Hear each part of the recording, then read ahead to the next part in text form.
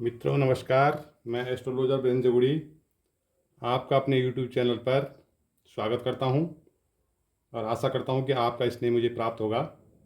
इसी विश्वास के साथ आइए चलते हैं भाग 6 में। आज का टॉपिक है ग्रह और कारकत्व ऑब्लिक कारक। प्रत्येक ग्रह का अपना अपना कारकत्व है, अपना अपना काम है। कौन सा ग्रह क्या कार्य करता है, क्या काम करता है, किसका कारक है, वो इस भाग में मैंने आपको दिखा रखा है। इस चार्ट के माध्यम से हमारे जो 9 ग्रह हैं, सूर्य, चंद्रमा, मंगल, बुध, बृहस्पति, शुक्र, शनि, राहु और केतु, 9 ग्रह ये किस किस चीज़ के कारकत्व हैं, क्या क्या इनके पास विभाग है, वो इसमें मैंने दर्शाया गया है। तो आइए जानते हैं। सबसे पहले सूर्य ग्रह।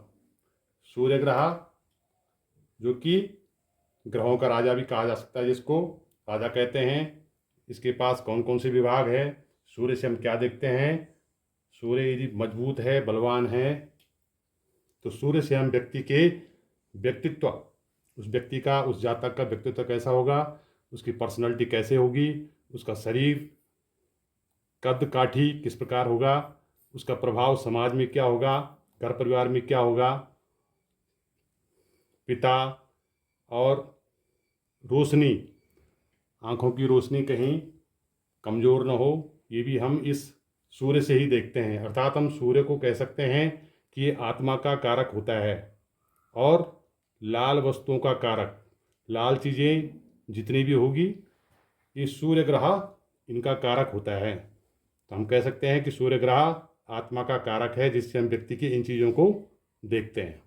दूसरे नंबर का ग्रह आता है चंद्रमा। चंद्रमा से हम क्या देखते हैं, चंद्रमा किसका कारकत्व है, किसका कारक है। जातक का मन, किसी भी व्यक्ति के मन का विचार हम चंद्रमा को देख के करते हैं। और माता का सुख, ये 2 विभाग चंद्रमा के पास हैं, जिनका कारकत्व चंद्रमा के पास है। और सफ़ेद वस्तुओं का कारक, सफ़ेद वस्तुओं का कारक भी चंद्रमा को माना जाता है। तो हम कह सकते हैं कि चंद्रमा व्यक्ति का मन है। सूर्य से व्यक्ति की आत्मा देखी जा सकती है, उसका शरीर देखा जा सकता है, लेकिन चंद्रमा से व्यक्ति के मन का विचार किया जा सकता है। तीसरे नंबर का ग्रह आता है मंगल। मंगल के पास क्या कारकत्व है, क्या चीज़ है, पराक्रम, वीरता, साहस और भाई का सुख, ये चीज़ें मंगल के पास है। मंगल इन चीज़ों का कारकत्व अपने पास रखा हुआ है, कारकत्व मंगल के पास है। इससे हम लाल वस्तुओं का कारक भी कह सकते हैं मंगल को, क्योंकि मंगल ग्रहों का सेनापति है, अदम्य साहस का प्रतीक है। इसको हम पराक्रम कह सकते हैं। तीसरे नंबर का बुध ग्रह आता है। बुध के पास क्या कारकत्व है, बोलने की कला, वैचारिक प्रखरता, चतुर, चालाक, वाणी। वाणी से हम बुध को कह सकते हैं कि बुध के पास वाणी, जिसका बुध बढ़िया है ग्रह में, या बुध अच्छा है कुंडली में, तो बुध के पास जो कारकत्व है वो वाणी का है। और हरित वस्तुओं का कारक भी हम बुध को कह सकते हैं। पांचवें नंबर का ग्रह हो गया बृहस्पति।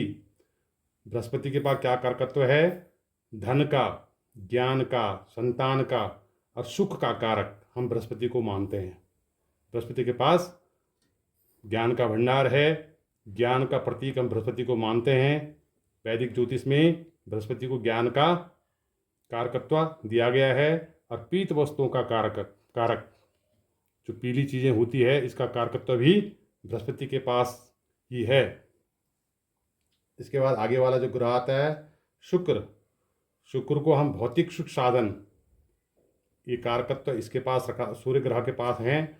सौंदर्य का, कामना का, स्त्री से सुख आदि का कारक हम शुक्र को मानते हैं। शुक्र को कहा जाता है भौतिक सुख कामना, और सफ़ेद वस्तुओं का कारक भी शुक्र को ही कहा जा सकता है।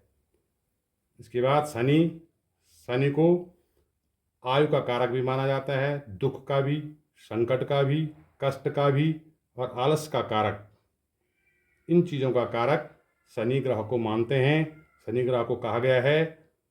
और काले वस्तुओं का कारक भी शनि को ही कहा जाता है, अर्थात दुख का कारकत्व शनि ग्रह के पास है।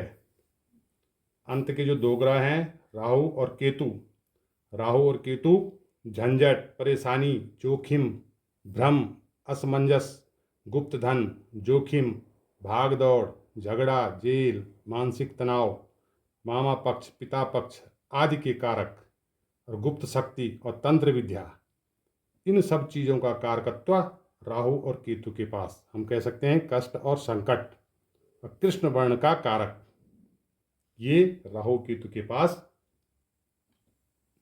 है। तो इस प्रकार से हमने इसमें देखा कि ग्रह और ग्रहों के कारकत्व, किन किन चीज़ों के प्रतीक कौन कौन सा ग्रह है। धन्यवाद, नमस्कार, थैंक यू फॉर वॉचिंग।